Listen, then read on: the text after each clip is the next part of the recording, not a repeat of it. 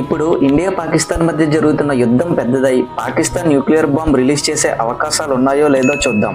ఒకవేళ nuclear bomb Pakistan ప్రయోగించాలంటే పేరాగాజీ న్యూక్లియర్ సైట్ నుండి న్యూక్లియర్ బాంబుని తీసుకుని అక్కడ నుండి 800 కిలోమీటర్ల దూరంలో ఉన్న తారానోవా మిసైల్ కాంప్లెక్స్ దగ్గరికి తీసుకుని దానిని అసెంబుల్ చేయాల్సి ఉంటుంది. ఇది ఎక్కడతో అయిపోలేదు. మళ్ళీ అసెంబుల్ చేసిన న్యూక్లియర్ బాంబ్ ని అక్కడ నుండి 1000 కిలోమీటర్ల దూరంలో ఉన్న షాబాస్ దగ్గర లాంచ్ ప్యాడ్స్ దగ్గరికి తీసుకుని రావాలి. ఈ లాంచ్ ప్యాడ్స్ దగ్గర నుండి న్యూక్లియర్ బాంబ్ ని లాంచ్ చేస్తారు. ఇదంతా జరగాలంటే కనీసం 3 నుండి 4 రోజులు పడుతుంది. ఈలోగా మన ఇండియన్ కంట్రీ కానీ అదర్ కంట్రీస్ కానీ శాటిలైట్ ద్వారా ఈ న్యూక్లియర్ బాంబ్ మూవ్మెంట్స్ ని గుర్తించే అవకాశం ఉంది. ఇంకా ఈ న్యూక్లియర్ బాంబ్ ని లాంచ్ చేయాలంటే ఆ దేశంలో న్యూక్లియర్ కమాండ్ అథారిటీ నుండి కూడా అప్రూవల్ రావాలి. ఇందులో మెయిన్ గా politicians, prime minister, high level army commanders ఉంటారు. ఈ అథారిటీ నుండి అప్రూవల్ రావడం కూడా అంత ఈజీ కాదు. ఇన్ కేస్ అప్రూవల్ రావాలన్నా కూడా 2 దేశాల దగ్గర న్యూక్లియర్ బాంబ్స్ ఉన్నాయి కాబట్టి వన్స్ పాకిస్తాన్ యూజ్ చేస్తే ఇండియా కూడా పాకిస్తాన్ మీద న్యూక్లియర్ బాంబ్ వదిలే అవకాశం ఉంది. దాని వల్ల 2 దేశాలు తీవ్రంగా నష్టపోతాయి. అంతేకాదు న్యూక్లియర్ బాంబ్ యొక్క ఇంపాక్ట్ గ్లోబల్ గా కూడా పర్యావరణాన్ని దెబ్బతీస్తుంది.